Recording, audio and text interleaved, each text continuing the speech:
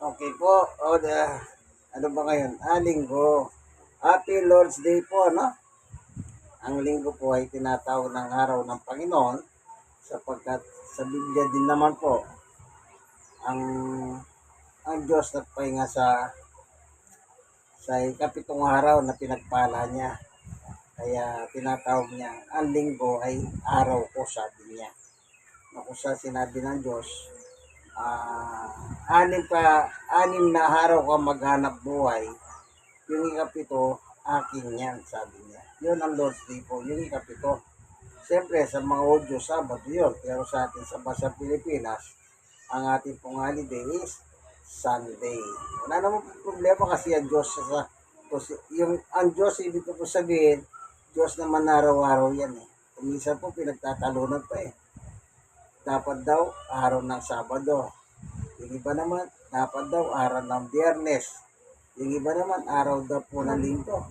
Kaya tuloy nangyayari, ilan ba ang Diyos? Iba ba yung Diyos na Sabado, iba yung Diyos ng Linggo, iba yung Diyos ng Biyernes. Kaya talagang ganun po sa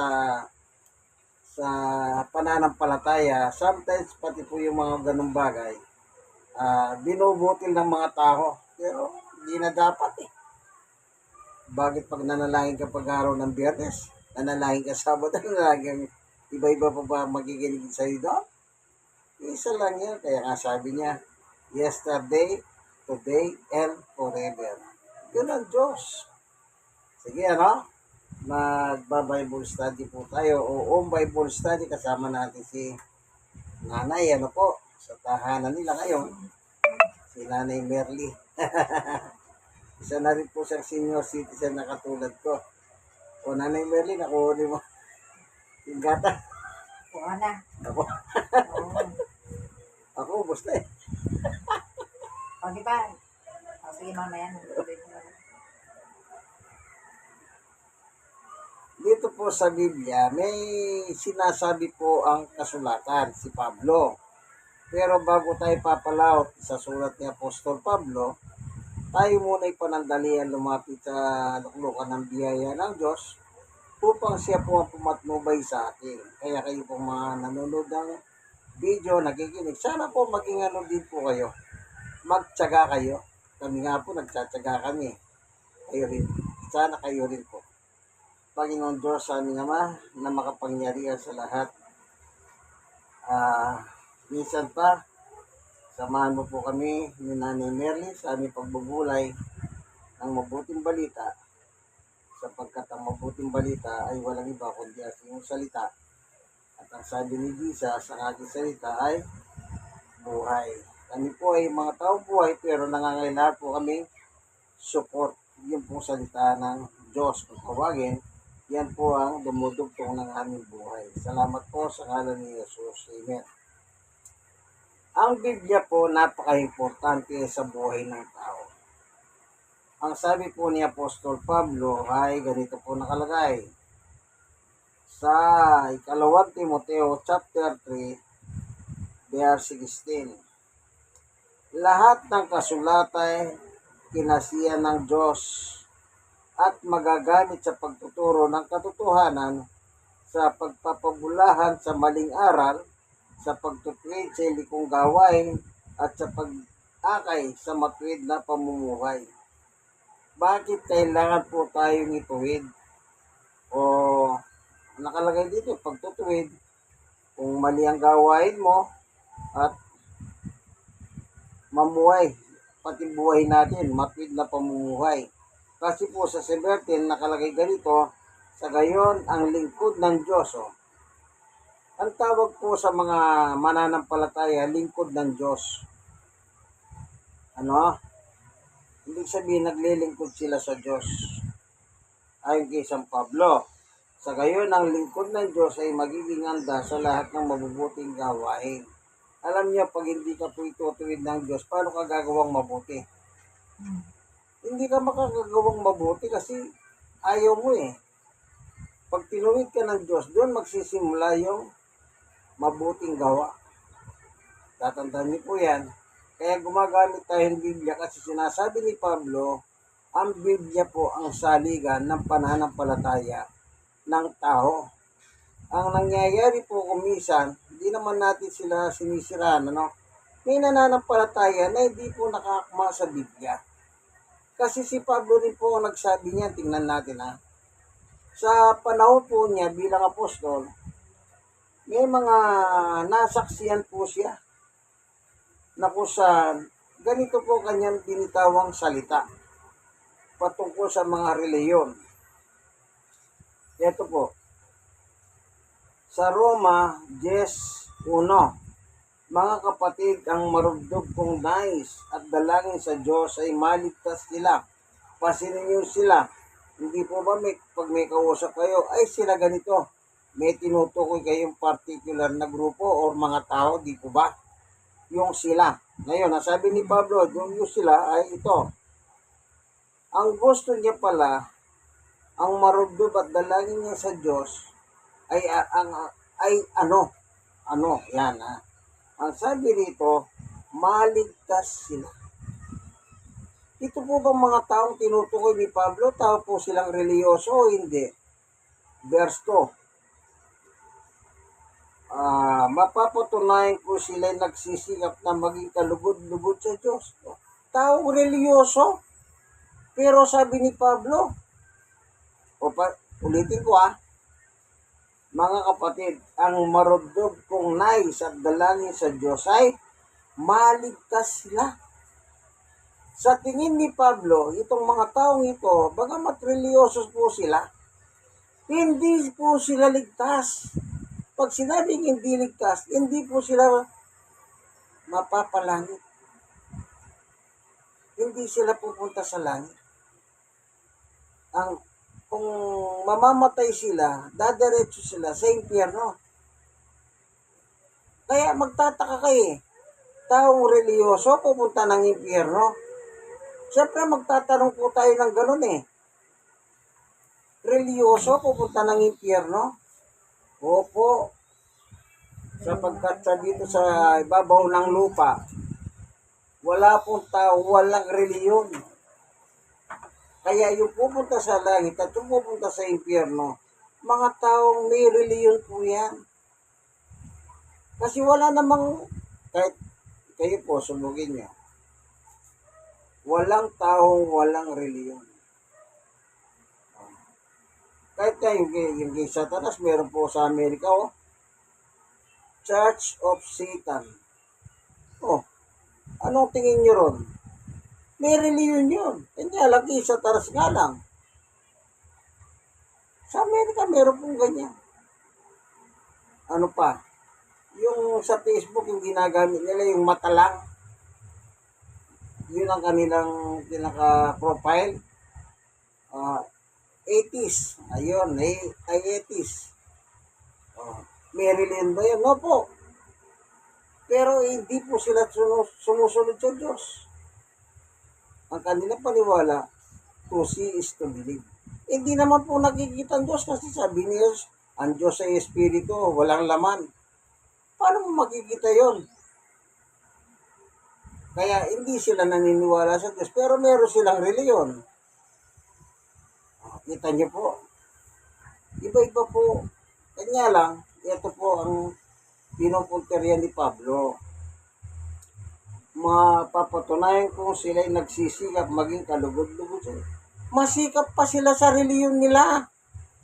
Gusto nila sa paningin ng Diyos maging kalugod-lugod pa sila. Pero hindi po sila ligtas. Tuloy natin. Subalit, mali ang kanilang batayan. Yun po pala. Mali ang kanilang batayan. Saan ka ba nakakitang pag ang batayan mo mali kung magiging tama? Mali na nga sa simula, di ang ending niyan mali rin. Di po ba? Mali is mali. Tatandaan niyo po yan. 3, sapagkat hindi nila makilala ang pagpapawalang sala na kaluhog ng Diyos. Ang tawag naman sa reliyon na mga ganito, Alam niyo po yung mga sinaunang mga reliyon, yung mga, yan ang aming naging practice eh. Marami pong ganyan, lalo na po doon sa mga panahon pa ng wala pang Biblia. Yung mga ani-anito, yung mga ganun ba. Yan. Anong sabi? Sapagkat hindi nila nakikilala ang pagpapawalang sala na kaloob ng Diyos at nagsisikap silang magtayo sarili nilang pamamaraan sa halip sundin ang pamamaraan ng Diyos. Kontra pa sila sa Diyos. Yung gusto ng Diyos, gagawa pa sila ng gusto nila.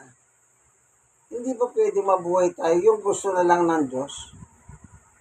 Tingnan niyo po si Jesus.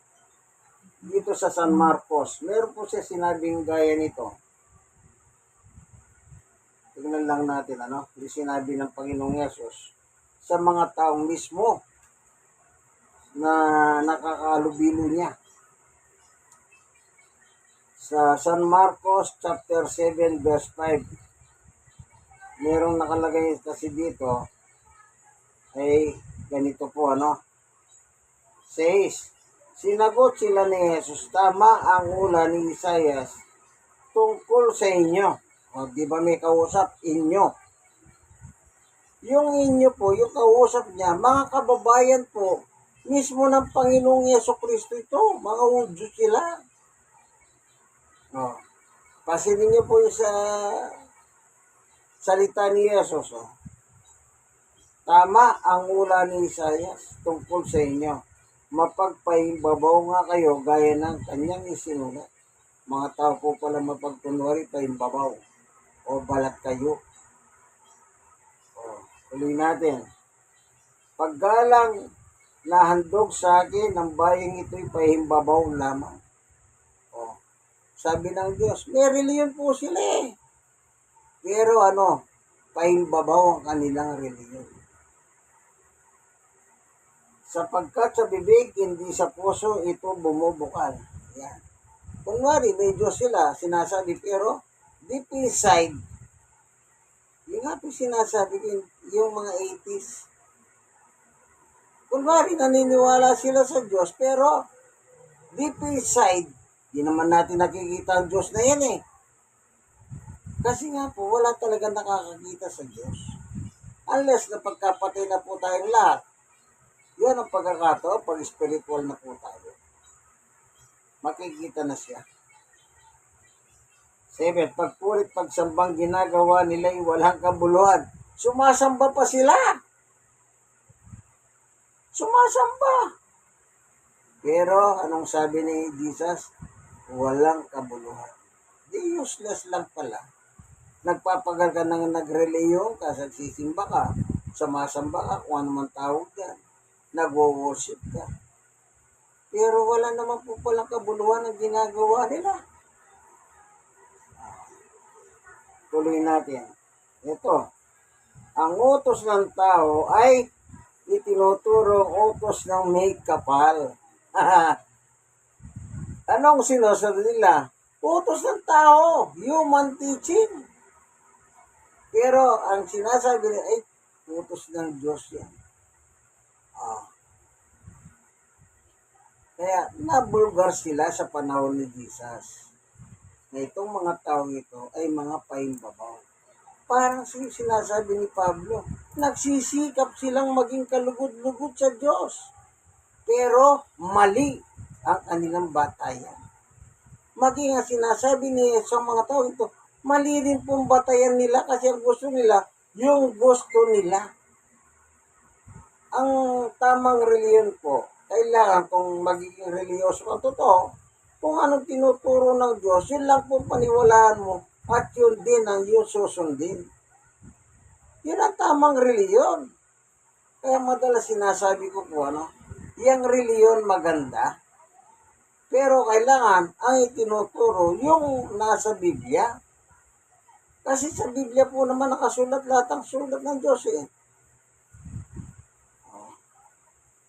Dapat ganon. Kanya lang, pag ang isang reliyon, kagaya nito, mga reliyoso po ito. Pero kanila paniwala, anong paniwala? Mula sa tao.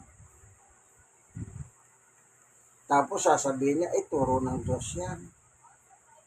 Hindi. Kaya sabi niya, paimbabaw kayo, sabi ni Jesus. Ito, sa 8, ano pang nakalagay? Niwawalang kabuluhan nga ninyo ang utos ng Diyos at sinusunod ninyo ang turo ng tao. Pinalitan na po nila yung utos ng Diyos. Ang ipinalit nila, yung turo ng tao. Sino ngayon ng Diyos nila? Di natural yung tao. Kasi yung gusto ng tao, yan ang sinusunod mo. Hindi na yung gusto ng Diyos. Kaya paimbabaw nga po sila. Kunwari, may reliyon sila. Pero anong klaseng reliyon? Ang tawag doon, bulahan na reliyon. Maling reliyon. Kaya para maging tama po yung reliyon niya, kailangan biblical po ang tinuturo. Kung ano po yung nakalagay sa Biblia, mahirap po ba yun? Hindi naman. Kaya nga sabi ni Pablo, ang Biblia ginagamit upang i-correct po tayo. May mali ba sa ating pananampalataya? Yan, nasa Biblia po ang sagot. Sundin natin po yun.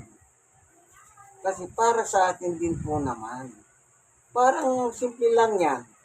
May pamilya ka, may tatay, may nanay. Kapag may ginagawa kang mali, kinukorek ka ng tanay mo, tatay mo. Parang ganun din po ang Diyos. Kasi ang gusto ng Diyos, bago dumating ang panahon na sana, mabago po tayo. Yung iba, nangangako pa sa Diyos, Diyos ko, tulungan mo lang ako, magbabago na po ako. Napakadaling sabihin yung magbago ka eh. Pero, sa realidad, bigyan ko yun, yung nagpapaputok sa bagong taon, di po ba may mga napuputokan, nasasaktan? Anong kanilang mga pangako? Ay, hindi na ako sasali dyan. O magugulat tayo sa taon, nandun na naman sila sa ganung eksena. Alam niyo, napakahirap po talaga. Kung tayo lang mismo ang magbago. Mahirap. Ako akala mismo eh. Nung araw, nung hindi pa po ako mananampalataya, suga pa rin ako sa alak eh. Akala mo, wala nang bukas. Anong mangyayari sa akin? Puro lasing ako. Tapos sasabi ko naman sa Diyos, magbabago na po. Ay, talagang tayong mga tao, mahilig tayong mangako sa Diyos. Hindi natin magawa yan, kaibigan. Napakahirap. Kaya kung mas sinasabi ko po sa inyo, kinabagan lang po ako ng Diyos. Bakit? Basta ang nakalagay kasi sa Biblia, mismo si Jesus ang nagturo, kulitin po natin ang Diyos. Kulitin natin sa panalangin ng Diyos. Nakalagay din po yan sa chapter 18 ng Lucas. Luke chapter 18. Tignan niyo po anong sabi ng ating Panginoong Jesucristo. Meron po ditong eksena. Makulit. Tignan natin Ito. Lucas 18:1. Isinalaysay ni Jesus ang isang talingaga upang ituro sa kanila ang dapat silang manalangin lagi at huwag manghinawa. Kita nyo? Huwag kayong ihinto ng panalangin. Kulitin po ninyo ang Diyos. Hanggang mamalayin nyo po. Gumagawa ng makapangyarihan ng Diyos sa buhay natin. Kung minsan po, tinatamad tayong manalangin eh. Kung minsan nga, wala nang panalangin eh. Hindi po ba ganon? Kung minsan wala na. At saka lang tayo mananalangin pag nauntog tayo. Diyos ko. Hindi po ba ganon? Yan. Kaya pag tinatama po tayo ng Biblia, pasalamat po tayo. Kasi po, may mga reliyon na akala mo tama, pero yun pala, kung babasahin mo yung Biblia, mga taong reliyoso, hindi po pala ligtas.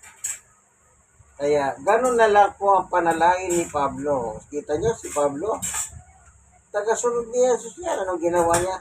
Ang marudod kong dalangin, ang maligtas sila. Kaya tayo po, manalangin po tayo ng gusto, lalo na ngayon. Kurap dito, kurap doon. Hindi, totoo talaga ito eh. O ngayon, kahapon na napanood ko sa telebisyon, sumugod ang mga haralista sa Kongreso. At pinag-uusapan na naman pera po eh. Yung budget.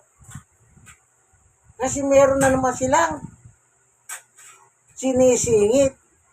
Yun po yung kinukurap. Ah. Kaya mismo mga kongresista, nagtatalo na rin. Nagtatalo na po doon sa budget. Ang Senado, ganun din po. Ang gusto meeting lason, ipangalanan natin yan. Was and for all, para makilala natin, tatanungin natin bakit nagpapasingit sila. Isipin niyo po, alimbawa, ang presidente humingi siya ng budget 1,000. Eh di dapat 1,000 lang ang aprobahan ng Kongreso. Eh di natapos sa lawyer house, akit sa upper house.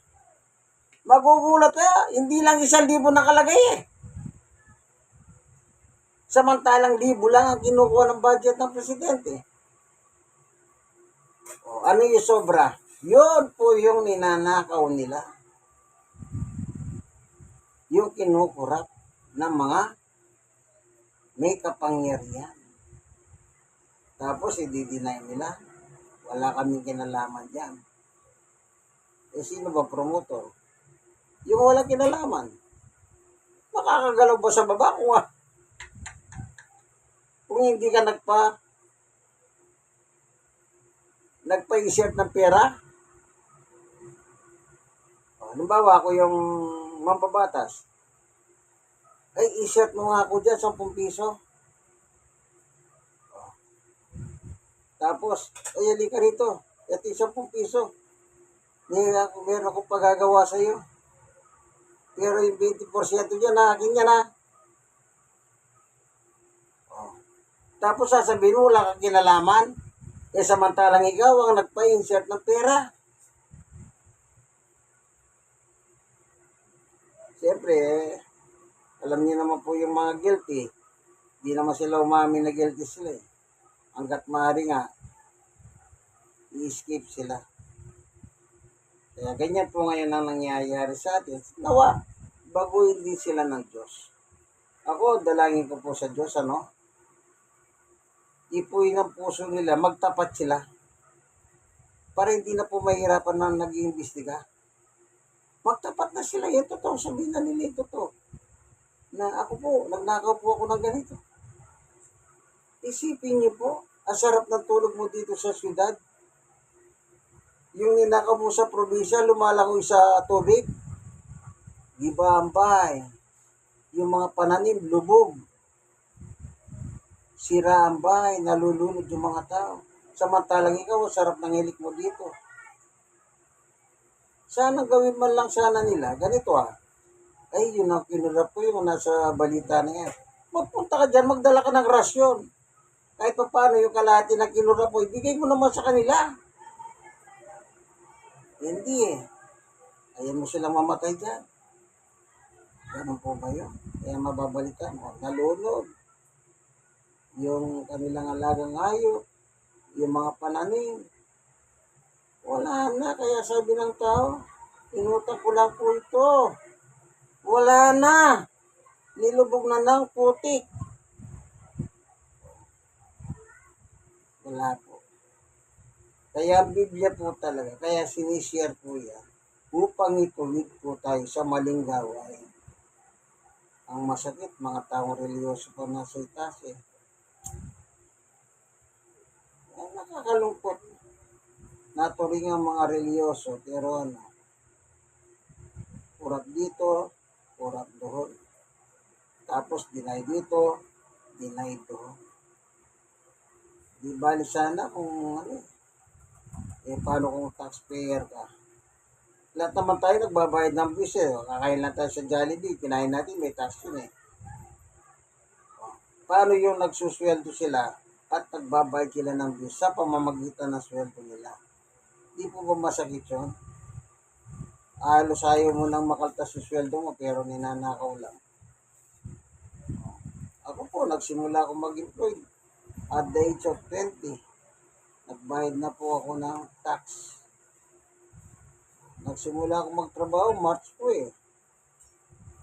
Sa edad na 20 anyos ako, nagtuloy-tuloy na po yun. Bayad ako ng bayad.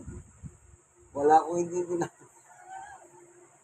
nakakatakot, ikukulong ka eh. Kakasuhan ang taxi evader. Kaya pikit mata, bayad. Tapos mababalitaan mo, kinuha ni pula po. Di po ba? Medyo masakit. Salamat po, Panginoon Diyos, na nawa mahabag ka sa aming bansang Pilipinas. Nawa yung mga kurap ng mga opisyal, ipuin mong puso at magtapat na lang po sila sa gobyerno. Upang sa once and for all, kung meron pa natitira, meron pa po silang may balik. Sapagkat hirap na po yung mga Pilipino ngayon dahil sa nakaraan mga disaster. Salamat po sa ngalan ni Jesus. Amen. Kayo pong mga nanonood ng video ito, wala po tayong pinatatama mga particular na religion o particular na mga tao. Hindi. Kung ano po yung napapanood ko, nakikita ko sa harap ng camera, sa television, yan lang po nababanggit ko. At saka yung nasa Biblia. Salamat po, share and like, at i-share niyo po sa ibang tao para po magkaroon sila ng idea. Malay ninyo, alam niyo po yung mag-share ka ng hindi mo pala alam, yung tao pinagpasahan mo, kailangan niya pala yan. O, maniwala kayo sa akin. Maniwala kayo. Hindi niyo alam yung pinasahan ninyo, yan ay kailangan niya